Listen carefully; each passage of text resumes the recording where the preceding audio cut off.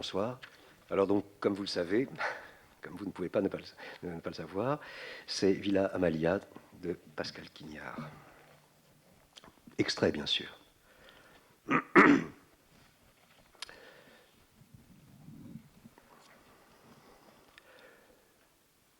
La circulation était bloquée.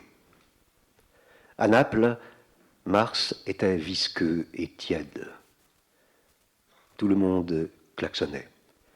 Des draps trempés étaient censés sécher dans le vent. Ils remuaient bruyamment, sans finir, sur les balcons, sur les toits des immeubles, parmi les antennes des postes de télévision. Les nuages de pluie entassés au-dessus du Vésuve se concentraient, grossissaient. L'avion avait atterri dans une bruine mêlée de fioul. Puis le car glacé sur la piste de l'aéroport. Puis le taxi humide. Puis l'hôtel non chauffé. À l'aube, la baie de Naples resta enveloppée dans son brouillard. Elle acheta un portable international près du palais San Severino, qu'elle fit aussitôt débloquer dans une ruelle par un jeune garçon aux cheveux roux. Elle lui acheta plusieurs cartes d'avance. Elle appela Véry à la pharmacie pour prendre des nouvelles de sa mère. Tout allait bien en Bretagne, même si Thomas faisait le siège de Madame Hiddelstein en venant à peu près tous les week-ends. « Où es-tu » ? « En Irlande » répondit Anne à Véry. Elle changea de nouveau ses vêtements. Elle éprouva de la joie à acheter un grand sac de cuir clair, des jupes italiennes de coton mêlé de soie, des chandails de laine, un jean gris, un grand ciré de marin tout jaune. Elle sacrifia ses vêtements de montagne, jeta le sac à dos. Quand elle arriva à l'embarcadère, il pleuvotait encore. Le chauffeur de taxi lui dit qu'il y en avait pour 3 jours. Jusqu'à ce que la lune vienne à manquer. Les lattes de bois de la passerelle étaient un peu pourries, molles, glissaient. Sa vie, la Mancazza. La passerelle remuait singulièrement sous ses souliers. Elle s'assit. Assise sur son banc de bois mouillé, elle appela Georges Reul. Comment se portaient Lyon et le Gumbendorf? Tout allait bien en Bourgogne. Non, la maison de Choisy n'était pas encore vidée. Où es-tu maintenant? Zagora est une ville merveilleuse, lui répondit-elle. La Liscaf arrivait. On a peur parfois, en avançant sur l'eau, de l'y rejoindre, d'y tomber, d'y mourir. Elle pénétra dans la cabine. Elle s'assit près d'une fenêtre. Elle ressentit soudain une impression à laquelle elle était peu accoutumée. Ce n'était plus l'angoisse, ce qui lui faisait battre le cœur. C'était la vieille détresse solitaire, plus ancienne que tous les sentiments. C'était, enfin, la peur souche. Elle erra d'île en île, de paroi de falaise en paroi de falaise, sans que jamais elle retournât sur Naples. Elle hésita entre 2 hôtels délicieux, l'un à Ravello, l'autre sur la petite île d'Ischia. Elle choisit le petit hôtel de l'île Phlegréenne, devant le Castello, à cause d'une chambre qui donnait immédiatement sur la mer. La chambre avait une longue terrasse silencieuse, sans contact avec une autre chambre. On ouvrait la fenêtre, d'abord on voyait la baie, l'île de Procida. Puis on voyait le ciel sans fin qui touchait l'eau.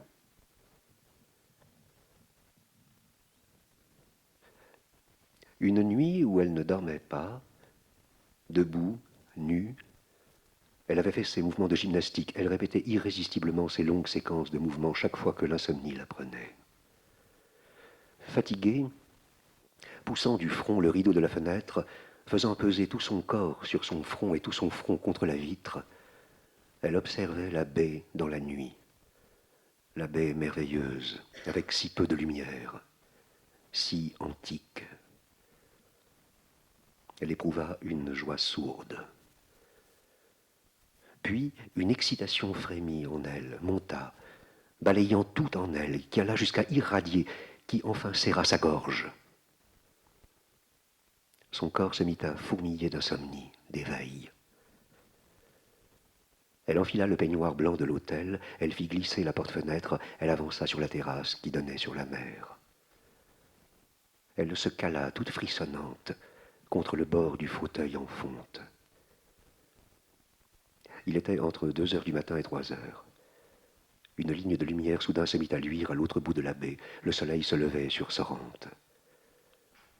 Le début du jour fut sublime. Elle marcha tout le reste de la matinée dans les chemins de l'île. À midi, elle téléphona à Georges. « Tout est sublime, je suis maintenant à Ischia, près de Naples. » « Je te croyais à Zagora. Je t'imaginais au volant d'un 4x4 dans le Tassili.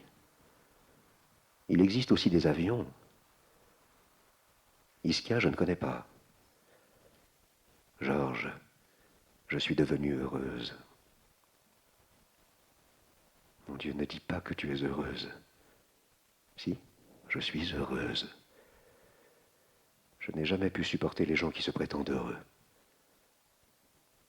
Pourquoi? Ils mentent. Cela me fait peur. Que tu aies peur, je m'en fiche. Je ne mens pas. Je suis heureuse. Je suis heureuse dans mon île. Parce que Ischia est une île. Oui. Elle lui expliqua où elle se trouvait, quel était ce lieu. Quel animal indépendant et surprenant était ce lieu.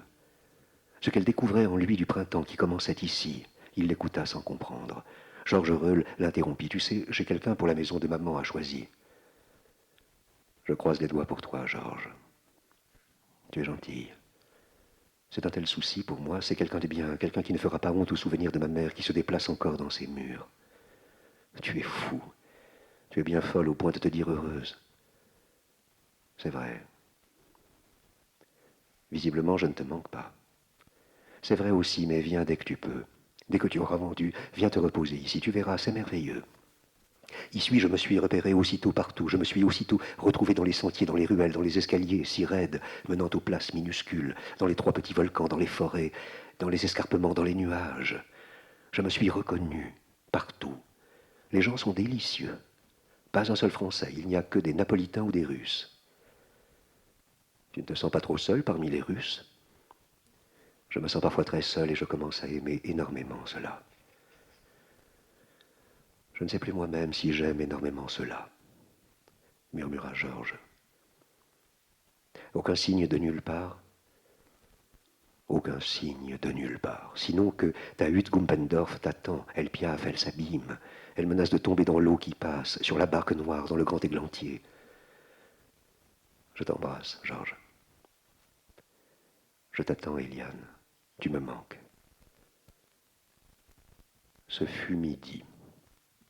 Elle referma son portable. Elle commença à avancer sa fourchette dans sa petite assiette de poulpe sur le port. Le bruit d'entrechocs si étranges des bateaux devant elle lui fit lever les yeux. 2 coques rouges à la queue leu-leu, une coque bleue. 2 coques rouges, une coque bleue. C'était étrange. C'était un signe étrange. Le vent se levait. Le vin de l'île aussi était délicieux. Anne Eden disait « Il y a une lueur diffuse dans les eaux de la mer qui semble monter du fond de l'abîme, qui n'affleure jamais mais qui joue sous l'écorce, sous les algues, dans les ombres des roches d'Ischia. Cette lueur est peut-être d'origine volcanique. Une lumière qui ne semble vraiment pas procéder du soleil touche les corps qui nagent ici. »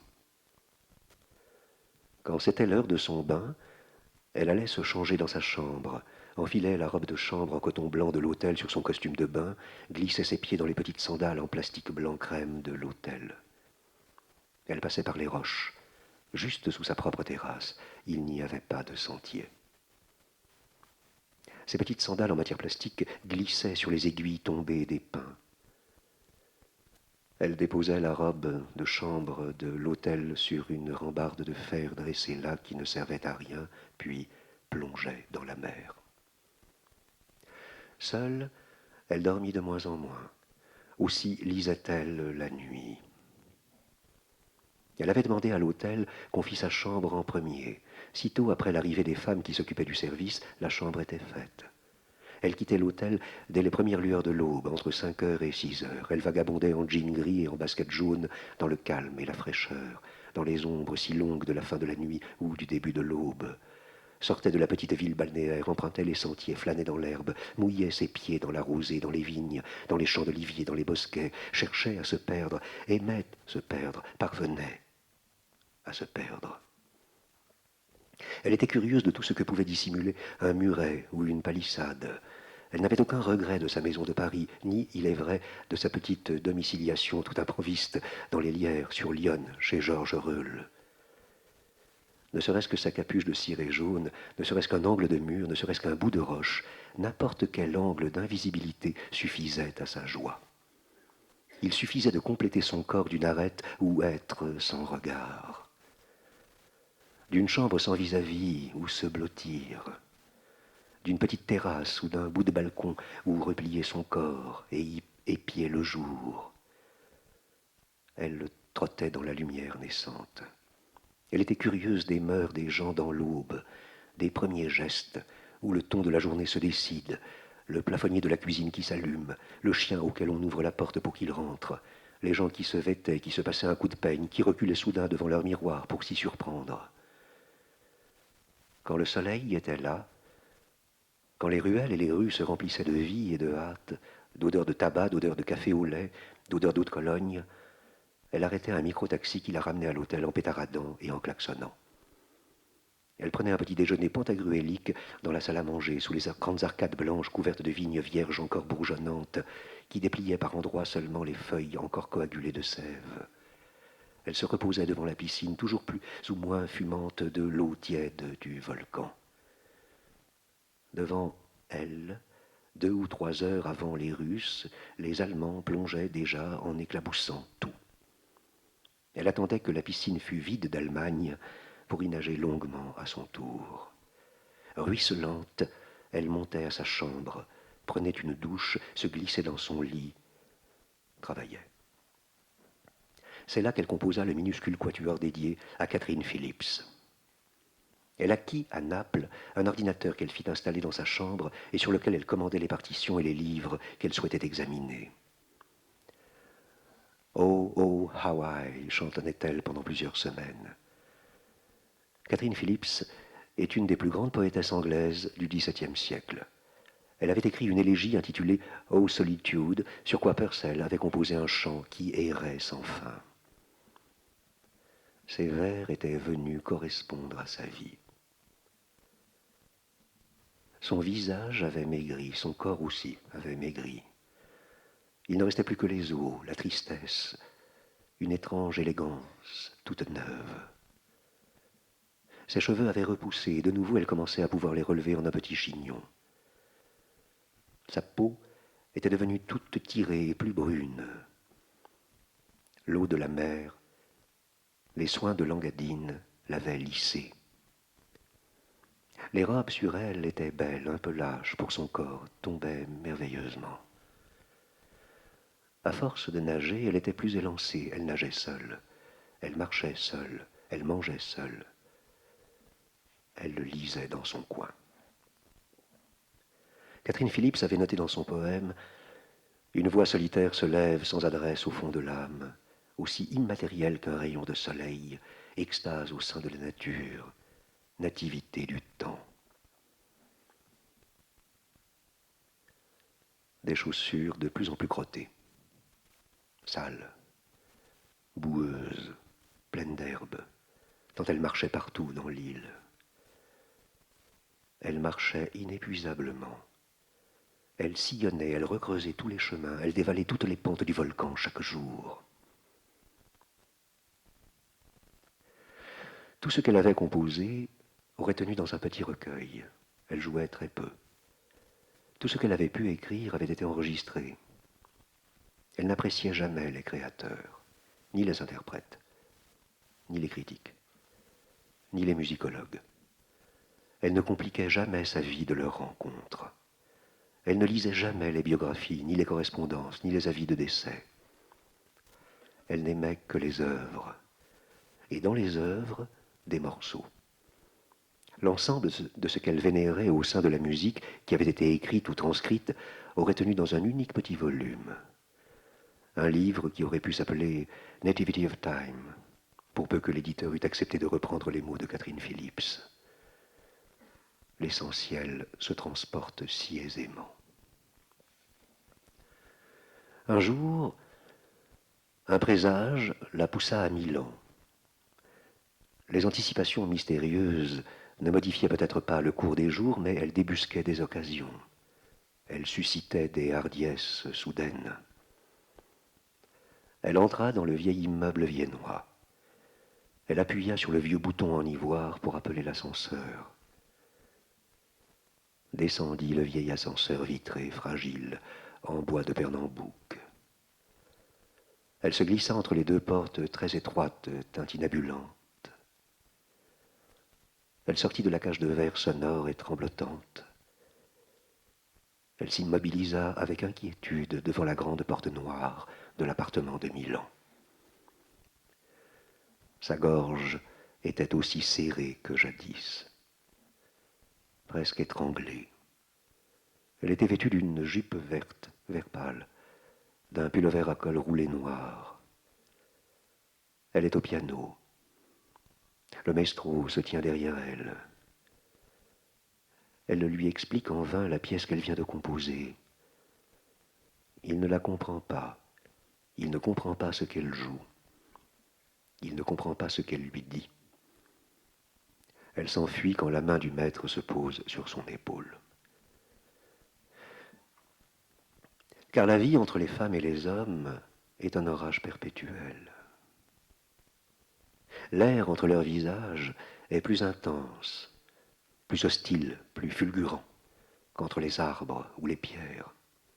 Parfois, de rares fois, de belles fois, la foudre tombe vraiment, tue vraiment. C'est l'amour. Tel homme, telle femme. Il tombait en arrière, il tombait sur le dos. Un matin, elle vit la pancarte Vendesi sur le balcon d'une grande villa jaune. Anne Hidden entra dans la propriété. Elle suit la pierre poreuse et rose de l'immense piscine. Face à elle, les deux cyprès très sombres se détachent sur le ciel. Les beaux volets sont gris sur les murs jaunes. Elle examine le jardin. Elle prit conscience que la vie d'hôtel commençait à lui peser. Les horaires religieux de cette vie, le chuchotement du personnel, les rythmes toujours contraignants, presque entraînants, les odeurs, surtout les odeurs. Odeurs si impérieuses des repas, des soins, de la boue, du soufre, du tabac, des chariotages, de savon et des linges dans les couloirs. Mais elle détesta cette propriété splendide au confort universel, admirablement faite pour les touristes qui ne désiraient qu'être nulle part dans l'absence de douleur, à la limite de la mort qu'ils appelaient vacances. Tout à coup, l'averse s'abat. Elle court. Elle sort en hâte de la villa qui est à vendre. Les murs s'assombrissent, les caniveaux ruissellent sur la pente du volcan, toute la colline coule sous ses pieds. Ces petits torrents foncent vers la mer. Les places qu'elle traverse sont vides. Les carrefours sont déserts. Les perrons des églises se couvrent de femmes en noir qui cherchent à protéger leur corps sous le porche ou dans la pénombre. Les toits de voitures, sous la force de l'eau, résonnent. Quelle pluie, dit-elle en ôtant son imperméable après qu'elle a poussé la porte tournante de l'hôtel. Si, véridiquement, épouvantable. Elle quitte la salle de bain et revient dans sa chambre, la tête enfouie dans une serviette de toilette avec laquelle elle sèche ses cheveux. Elle a ôté son pull. J'ai froid, dit-elle tout haut. La chambre d'hôtel est glacée.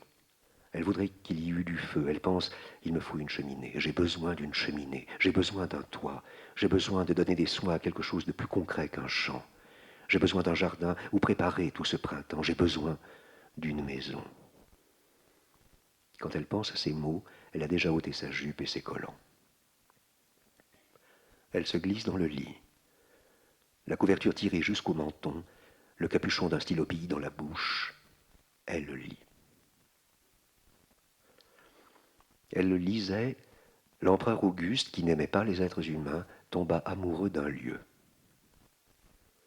Il échangea l'île d'Ischia contre Capri quand il en découvrit la force dans la brume. Caproi, l'île aux sangliers, appartenait jusque-là à la municipalité grecque de Naples. Plus tard, l'empereur Tibère en fit sa résidence sauvage aux 12 palais zodiacaux, comme les Valois élurent la Loire. Anne Hiden reposa le guide touristique sur le sable. L'air sentait les toutes premières roses. Il faisait doux. Elle s'était baignée. Elle s'était allongée sur la plage de l'hôtel en contrebas de la piscine. Elle lisait un livre qu'elle avait emprunté à la bibliothèque de l'hôtel et qui racontait l'histoire de l'île dont elle s'était éprise. Le sable était d'un gris plus pâle que le ciel de l'aube. Elle se tourna vers la colline bleue, et dans la colline bleue, elle eut l'impression de voir un toit bleu. C'était le vendredi saint, c'était le 25 mars. À Georges. J'ai vu le sentier dans les eucalyptus, je n'ai pas vu la maison. Quand on est sur la plage, le pin parasol à l'aplomb de la plage la masque. Et de la route de la corniche, on ne voit qu'une petite partie du toit bleu. Moi, je suis allé relever ta boîte postale, lui dit-il. Tu as reçu ta feuille d'impôt. On va tout faire par Internet, cela sera plus commode. Merci, Georges, je m'en occupe directement. Et elle lui parla de la villa qu'elle avait découverte quelques heures plus tôt dans les fourrés. Elle s'y rendit de nouveau. C'était finalement assez loin de la plage. Il fallait monter par un petit sentier très ardu, dense, opaque, avant de se retrouver face à face avec la façade en pierre noire volcanique. La maison était en effet surmontée d'un toit de pierre volcanique si luisante qu'elle paraissait bleue. Elle la vit plus de 20 fois avant de songer qu'elle l'habiterait un jour. Elle l'aima avant de penser qu'on pût aimer d'amour un lieu dans l'espace.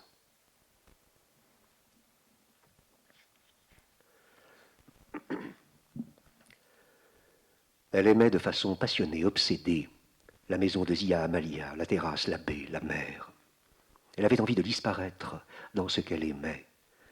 Il y a dans tout amour quelque chose qui fascine, quelque chose de beaucoup plus ancien que ce qui peut être désigné par les mots que nous avons appris longtemps après que nous sommes nés. Mais ce n'était plus un homme qu'elle aimait ainsi. C'était une maison qui l'appelait à la rejoindre.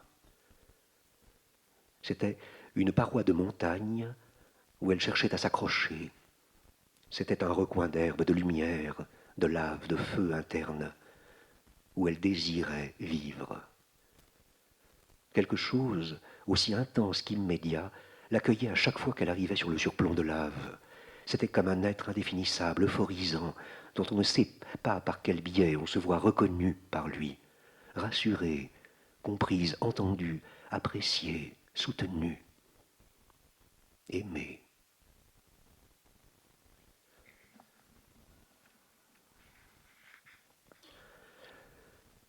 Un jour, quand elle arriva, elle trouva assis dans le plus complet silence la paysanne et un vieil homme. C'était le soir. Ils étaient sur la terrasse dans la brume de la lumière. Ils étaient installés dans les fauteuils en fer devant la table rouillée. Ils ne conversaient pas entre eux. Ils tournaient le dos à la vue fabuleuse. Ils avaient l'air endormis. À vrai dire, ils tournaient le dos au soleil et la regardaient déboucher de la pente et venir vers eux. « Ah, voilà ma fille, dit Amalia. Je ne me lève pas, je suis épuisée. Anna, je te présente mon frère Philocéno, qui voulait à tout prix venir faire son pèlerinage avant de te laisser aménager la maisonnette. » Le vieux Philocéno se leva. Il désirait montrer quelque chose à Anna. Il l'entraîna en bordure de la terrasse. Derrière une roche jaunâtre, une espèce de terrasse à pic était creusée. C'est moi qui l'ai creusée pour mon père, lui dit-il avec fierté. Regardez, signora. Anne Eden saisit la main vigoureuse qu'il lui tendait. Elle dut descendre, elle dut se mettre à plat ventre, puisque le vieil homme aux cheveux blancs le lui ordonnait. Du haut de la terrasse artificielle, dissimulée par l'aplomb, en se penchant, on pouvait voir le Castello, l'hôtel, le port de plaisance. Les voiliers qui bougeaient à peine. L'eau étincelante et toute blanche. Ils admirèrent. Ils se remirent debout. Le vieil homme et Anna remontèrent sur la terrasse elle-même. Chacun époussetait l'autre. Ils revinrent lentement vers Amalia. Il lui donna solennellement les clés de la maison. Il désira lui serrer la main pour sceller leur accord. Elle le lui serra la main. Alors, dans le silence, celle qu'ils appelaient Anna sentit qu'il lui fallait parler, et elle fit un long discours pour les remercier. Les yeux baissés, restée assise, Amalia écoutait attentivement. Quand Anne eut fini, elle se leva et elle alla l'embrasser sur le front bruyamment. Puis ils s'approchèrent tous les trois de la porte. Anne voulut redonner la clé au vieux Philocéno qui lui fit un signe impératif. Ce fut elle qui glissa la clé dans la porte. La clé tourna sans difficulté, mais il fallut que le vieil homme lance violemment son épaule dans le bois de la vaste porte pour qu'elle s'ouvrît enfin. Tous les trois entrèrent. La maison était sèche. Elle sentait un mélange de chat, de jasmin, de poussière. Ni Anne ni le vieil homme ne parvinrent à ouvrir les fenêtres, sauf une. L'air s'y engouffra et souleva une énorme quantité de poussière, où ils se mirent à suffoquer. Ils se retrouvèrent tous les trois à tousser, sans pouvoir reprendre souffle, pliés en deux. Amalia ressortit en pleurant. Anne finit de parcourir les 2 longues pièces dans de violentes quintes de toux qui résonnaient étrangement dans les salles presque vides. Il restait une table et ses 8 chaises, un grand œuf enlevant Europe en plâtre, des fauteuils défoncés. Elle fit tout retirer par la suite. Elle ne garda que les miroirs à dorure sur les cheminées, dont elle fit blanchir l'or.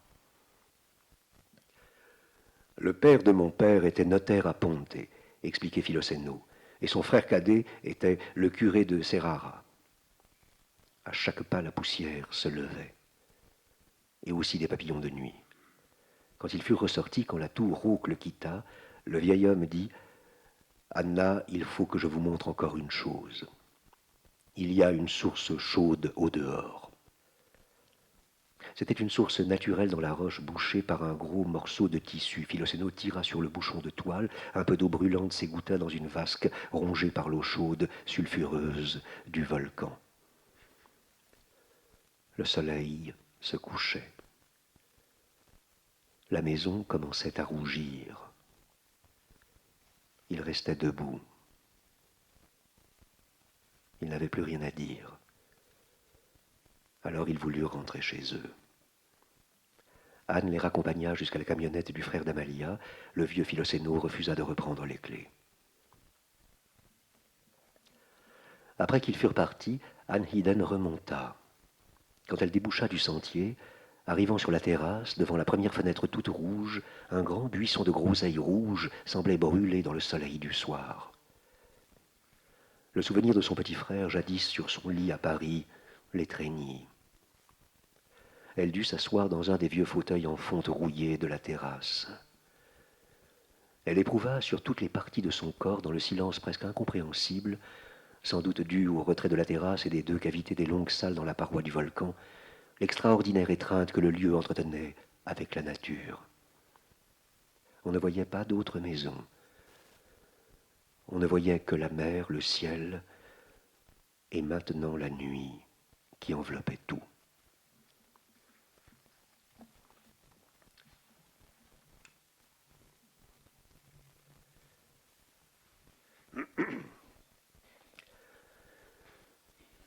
Tous les amants ont peur. Elle avait terriblement peur de ne pas convenir à la maison.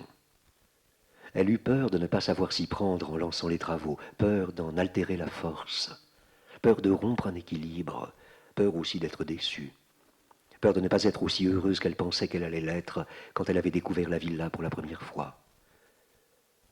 Le printemps balaya la peur.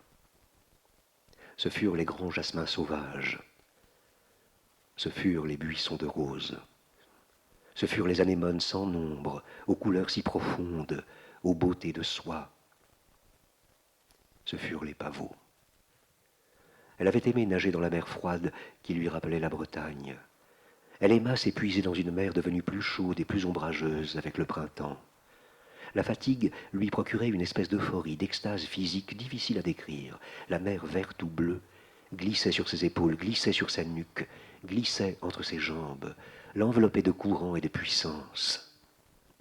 Elle ne nageait que le crawl et ne songeait à rebrousser chemin que quand la fatigue la prenait. Elle se mettait alors sur le dos, rêvait, puis rentrait lentement en restant sur le dos ou en se tournant légèrement pour ne pas être surprise par une roche, à l'indienne.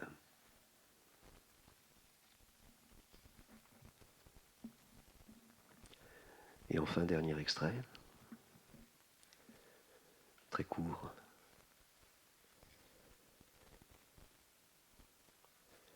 À la limite du quai se trouvait déjà l'ambulance et le docteur Radnitsky. Devant l'ambulance, une petite fille, nullement attristée, regardait attentivement. Elle était plutôt très intéressée par ce qui se passait à l'intérieur du véhicule. Devant le café du port de Plaisance, le loueur de piano buvait un expresso. Face à lui, en soutane, le curé de la chapelle maritime buvait un coca directement à la bouteille. Dans l'angle de la porte, à gauche du café, juste avant le marchand de journaux, un civil au visage glabre, maigre, ridé, s'appuyait contre le mur. Il fumait. Il approchait de la vieillesse. Il était chauve, de rares cheveux blonds autour des oreilles, des lunettes rondes cerclées de fer, des grands yeux pâles. Il n'avait plus qu'un filet de voix quand il parlait. Mais il parlait si peu que tous l'avaient oublié dans son coin. Il soutirait la fumée de sa cigarette par petites saccades, longuement, fermant à demi les yeux. Il allait mourir. C'était moi.